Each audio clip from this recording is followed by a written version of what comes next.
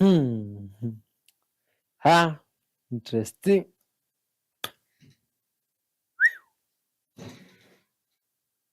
What's up, good vibe soul?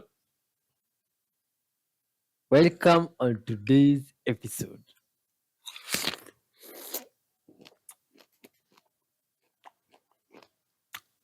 Hmm. On today's fruit, I have the watermelon.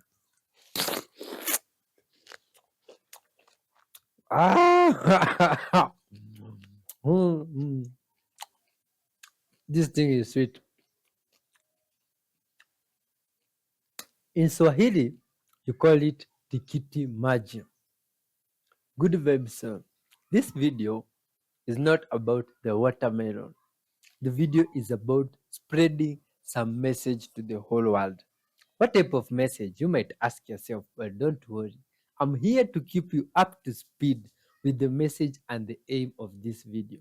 First, my friend, we intend on spreading good vibes to every creature out there by impacting them with our message of love, peace, honesty, forgiveness, kindness, repentance, and other good vibes virtues, which we spread by going through interesting videos. Mind blowing videos.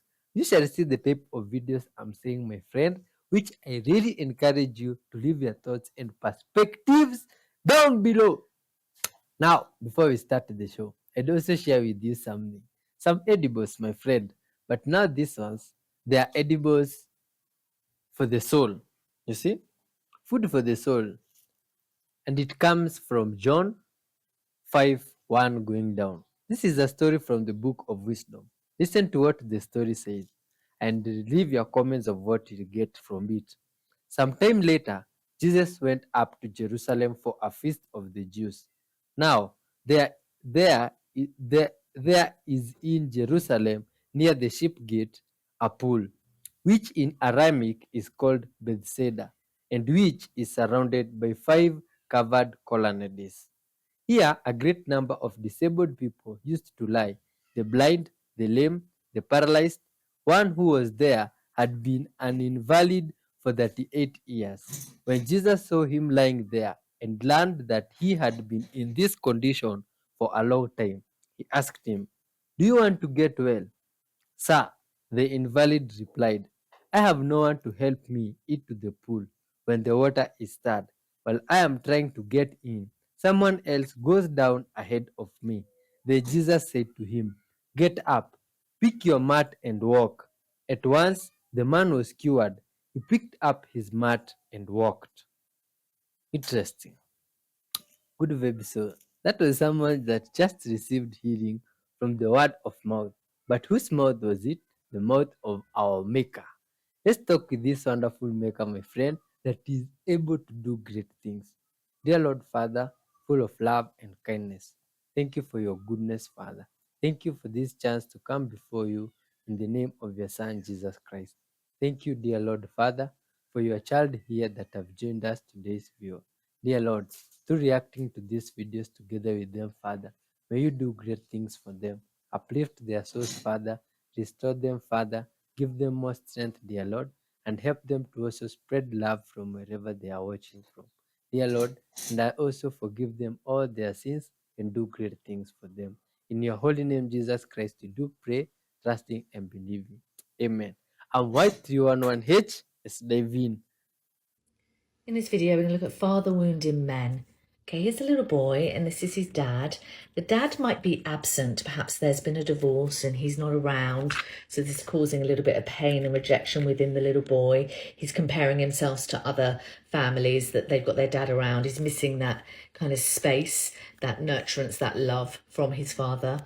Maybe the dad's abusive, maybe he's critical, controlling, and that's coming into the little boy. That dysfunction and hurt is coming into the little boy, causing him to feel low self-esteem. He doesn't love or like himself because if dad's abusive and controlling, he can only have a negative self-concept. Maybe the father's got addictions. Perhaps the dad is drinking a lot or doing drugs. And again, that's causing an unsafe and dysfunctional and unavailable environment for this little boy.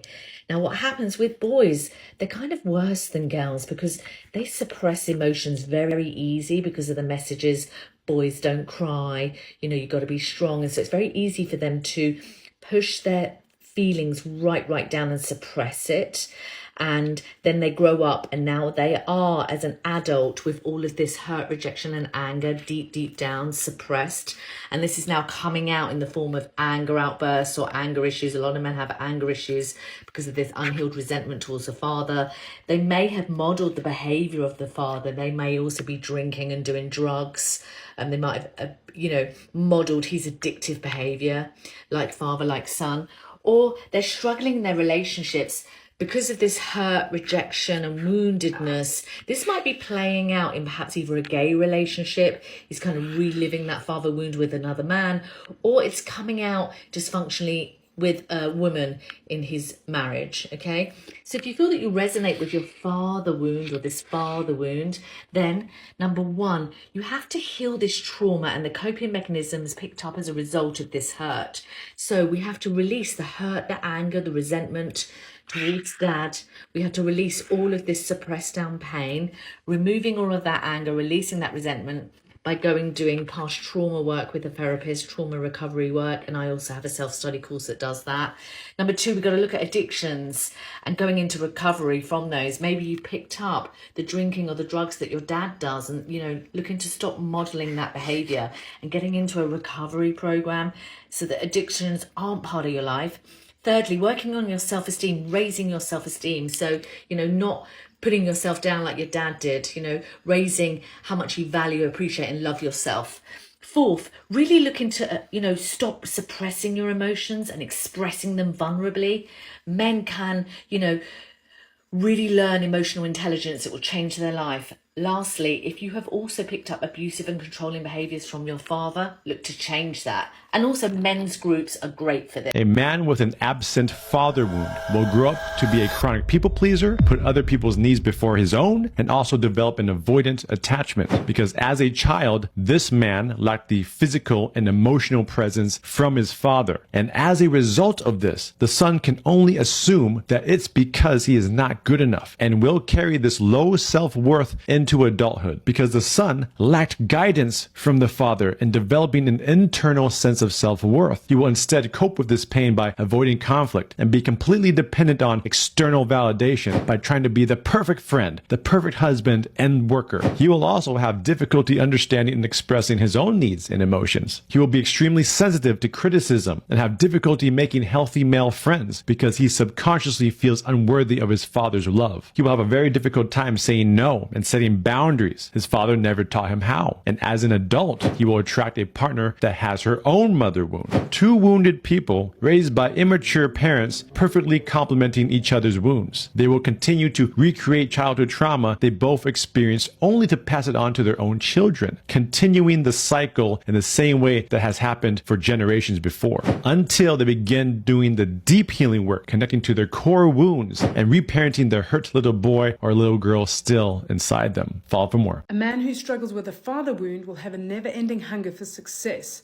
He'll also never trust that anyone will love him outside of his achievements. Maybe he was judged a lot when he was a little boy, or he was only seen when he did something right. Maybe his dad just wasn't there for him, and so he grows up thinking, well, if I just do enough, someone will actually stay. He works hard, he builds a life, but deep down, he feels like he's still not enough. He wants connection, but he doesn't actually believe it's real, and so he just pushes people away to see who's actually going to stay. His life is built on performance, and so he attracts people who are only there for the image. And when they leave, it damn well hurts. He's left alone, the wound gets deeper, and he's still got that narrative saying, I'm not good enough. How do you heal the father wound? Jeez, that's a deep wound to heal. It happens through forgiveness. It happens through forgiveness first within yourself. Forgiving the little boy or the little girl within yourself that expected your father to be a certain way with you, even when you didn't understand that he didn't know how to be that way with you. It next happens by understanding. Understanding that your father was exactly with you the same way that his father or his mother was with him. The third thing that happens is it's accepting your father for who he is and not for who you wish he could be. And when you get all of those three in order, what starts to happen is your heart starts to open. You learn to forgive yourself, you learn to trust yourself, and you learn to love yourself. And when you're finally able to love yourself, regardless of what you've done and who you've been and the mistakes you've made, then you get to open your eyes and through compassion in your heart, see your father for the little boy that he was before somebody wounded him. And that's when you remember. You remember that your father is just like you. You remember that your father at one point in time in his life was born and he was innocent. And he didn't know pain and he didn't know hatred and he didn't know how to mistreat anyone. And that's when you have compassion for him. Because you realize that the pain he caused you is very simply a reflection of the pain that was once caused to him. My friends, thanks for watching all this film. Interesting videos there of parent and children relationship, my friends. Good vibe source. Dear parents watching, big up to yourself, to all the guardians out there watching. Much love. Thank you for bringing children into this world and for bringing up children. May God bless you abundantly. To all the people watching and have their parents, much love. Respect your parents and always show them love. But my friends, in all these interactions between children and parents, what's really most needed is love and compassion. And all people, my friend, be full of love. The children growing up, when they grow with love in their hearts, they become good and fantastic adults. You see, I hope you guys watching will be able to spread love, and may God help you. You see, peace and love, and just continue watching. You're pulling books off the shelf wrong. How do I know that? Because I'm a rare book dealer, and in my daily work, I handle books that have been touched by people for literally centuries. And I see the damage that is caused when people pull books off the shelf wrong. I'm going to show you the wrong way, which you'll immediately say, oh, and then I'll show you the right way. First, the wrong way is pretty straightforward. It's intuitive. This is why we do it. What people do is they grab the head of the spine right here. The head is the top part of the spine. This is the back strip is the spine. Right here, there's this neat little nook, and it's perfect for our finger. And when we pull on that little nook, that's how we pull the book off. But you can see that if you do that for a long period of time or over and over again on a book, then it starts to chip away the head of the spine because there's not a lot of reinforcement there to keep that part strong. So there are two different ways you can do this right and keep that part from being damaged. The first way, if you want to stay pulling from the top, is you go to the back where the text block is, and you pull from the back here like this, and that way you're not actually pulling right on the weak spot of the book. The second way is to grab the book by the middle. What you can do here is if you've got volumes next to it that are crowding it, you can push those back a little bit first, and then you grab it by its middle like that. Either of those two ways is fine, and it keeps the books looking nice and beautiful for a rare book dealer like me in the future. Everything has already been decided. It was known long ago what each person would be, so there's no use arguing with God about your destiny. Only 5 animals on Earth go through menopause, and guess what they all have in common? It's not a flaw, it's not the end, it's an evolutionary upgrade. Humans, orcas, pilot whales, narwhals, and beluga whales, that's it. Every single one of them, the female becomes the leader after menopause. They guide the young, they carry the memories, they hold the power. So why do we treat menopause like a decline in humans, like we're done? Maybe it's not menopause that's the problem.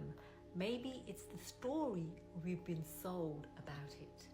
You're not fading, you're rising into the most powerful stage in your life. Keep watching and I'll keep sharing. Your word of the day, this is a fun one. Pleonasm, meaning to use more words than are necessary, often done for emphasis. Examples, deja vu all over again. It may be possible, hear with my own ears. Cash money, free gift, tuna fish, true fact, gnashing of teeth, frozen tundra, false pretense, bleary-eyed, veer off course, nap of the neck, down south, PIN number, ATM machine. Drop me a comment and tell me your favorite pleonasm. Here are 11 redundancies that, if you repeat, will make you a repetitively redundant repeater of redundancies. Let's go. Number 1. That's a free giveaway. Well, if it's a giveaway, it better be free. Otherwise, it's a sale, or a scam, or possibly both. Number 2. Added bonus. A bonus is something extra already. There's no such thing as a subtracted bonus. That's called a punishment. Number 3. Well, that's a new record. Records, by definition, are new. Imagine announcing, I've broken an old record, but only in my heart. Number 4, an unexpected surprise visit. You show up unannounced and call it a surprise visit. I call it a reason to pretend that I'm not even home. Number 5, preheat in advance. So you're telling me to preheat before I preheat? Just how early do you want this oven on? Number 6, merge together. Well, if you merge separately, what are you doing? This sounds like bad freeway advice. Everyone, merge together or don't. Chaos. Number 7, sudden crisis. Well, a crisis doesn't usually send a save the date. Hey, just letting you know that I'll be ruining your life next Friday. Love, crisis. Never happens that way. Number 8, past memories. Can you have future memories? Unless you're a psychic or a time traveler, then we need to talk. Number 9, that's my own personal opinion. If it's not personal, whose opinion is it? Here's my group certified opinion. Now, maybe, but not usually. Number 10, completely empty. Empty is empty. Completely empty, well, that's just dramatic flair for an empty fridge. Number 11, the general public. Who else are we talking about? The special elite public? My TikTok friend Astrid, aka Odd Pride, recently made a video pointing out how the phrase chai tea is funny because both of those words mean tea. In addition to what Astrid brilliantly says in that video, chai tea is also an example of a pleonasm. Pleonasms are linguistic redundancies, when you essentially say the same thing twice, like I just did there.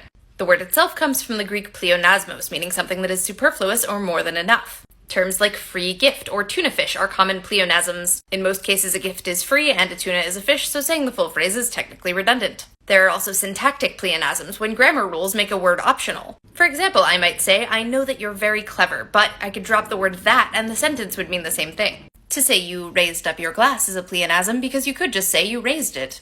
Sometimes it's not immediately obvious that a phrase is a pleonasm because the redundancy gets lost in translation. For example, the phrase Milky Way Galaxy is a pleonasm because galaxy literally means milky. If you've been to California, you may have seen the La Brea tar pits. La Brea means the tar, so saying the La Brea tar pits is literally saying the tar pits. In most cases, pleonasms aren't necessarily considered a mistake or a flaw, either because they're so commonly used and accepted, or because they're used intentionally for effect. Like if you say, I built this house with my own hands, the word own isn't strictly necessary, but it emphasizes your agency in building the house. Shakespeare often used pleonasms for effect and to make his verse flow better. One of the most famous ones is the line from Julius Caesar that goes, "This was the most unkindest cut of all." This is both redundant and grammatically incorrect, but it's done intentionally to emphasize just how unkind the cut was, and to ensure that the iambs are properly pentametered. You may also hear a pleonasm referred to as a tautology. Tautology, which literally means repeating what has been said, isn't just limited to language and rhetoric. There are mathematical and logical tautologies as well. But in the context of language and literature, pleonasm and tautology are used semi-interchangeably. A lot of times a linguistic redundancy isn't called a tautology unless it seems like a flaw or a mistake.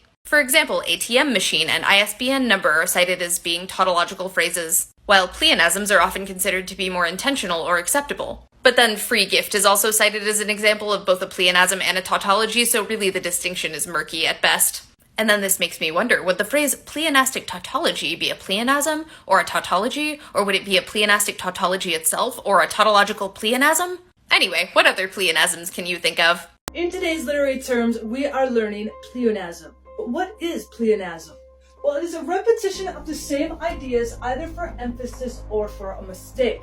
Now, over-description can sometimes be a good thing. You might want it for a rhythmic pattern in speech, or usually it is repetitive and you are using incorrect grammar. Usually you want to stay away from pleonasms. Let's take a look at a couple of examples.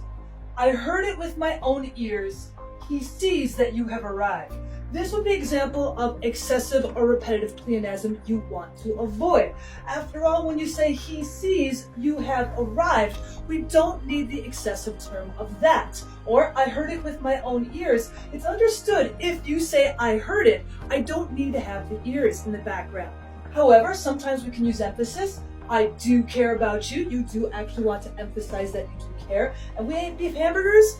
Sometimes hamburgers are no longer made with beef.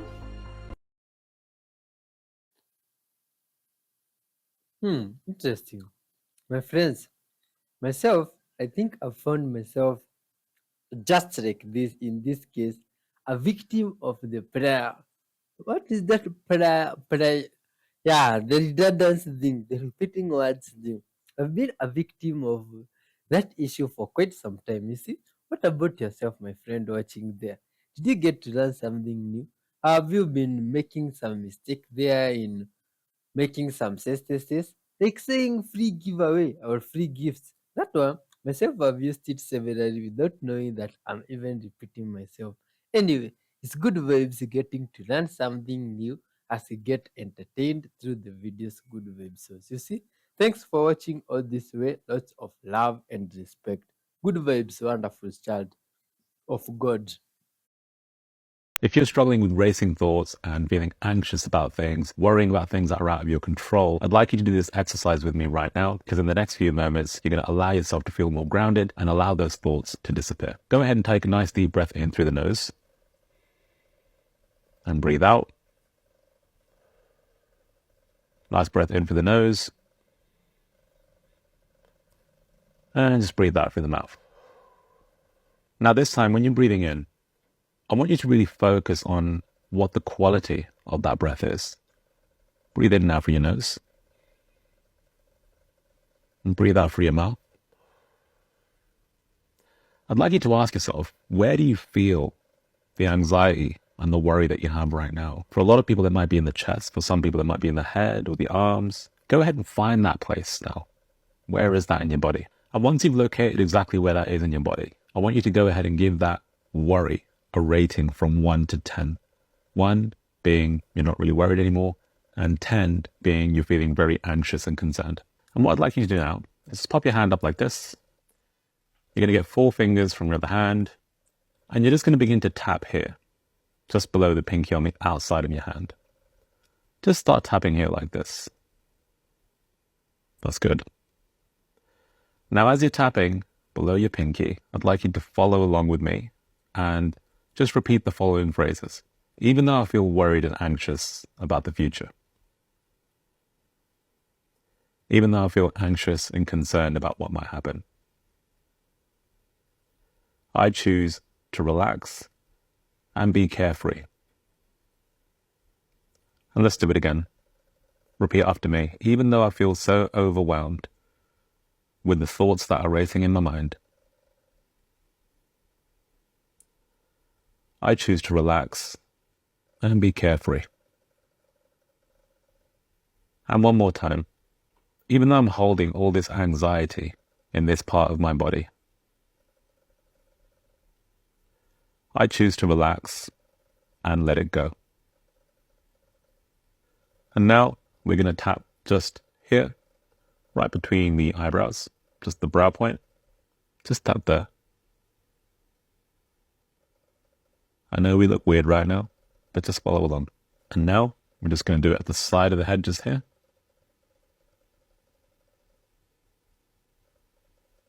And as you're tapping here, just repeat after me. There's a lot of stuff going on right now, but that's okay.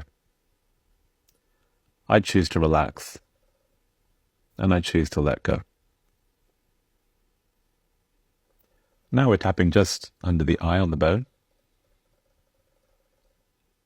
And repeat after me. It's safe to feel this anxiety. It's safe to feel this anxiety. Now tap under the nose. And repeat after me. I choose to let it go. I choose to let it go. Now we're just going to come below the lip. It's safe to feel this anxiety. And it's safe to let it go. And now we're going to tap just along here at the collarbone. Sorry about the noise because you'll hear it on my mic. Again, it's safe to feel this anxiety. And it's safe to let it go. And now you're just going to tap here, just under the armpit. It's safe to feel this anxiety. And it's safe to let it go. Just back to the brow here. It's safe to feel this anxiety. Once again to the side. It's safe to feel this anxiety. And I choose to let it go. And just under the eye now. I feel safe in my body. I feel safe in this moment. Once again, just under the lip. I choose to let go. I feel safe in this moment. Once again, just under the armpit. I choose to let go. I choose to be free. Go ahead and take another breath in now through the nose. Nice big one, and breathe out and let it go. Another breath in through the nose. Breathe out. You can now go ahead and ask yourself, where is that feeling of anxiety now? On a scale of 1 to 10, give yourself a new rating, and you can let me know in the comments below how you feel. Have a great day.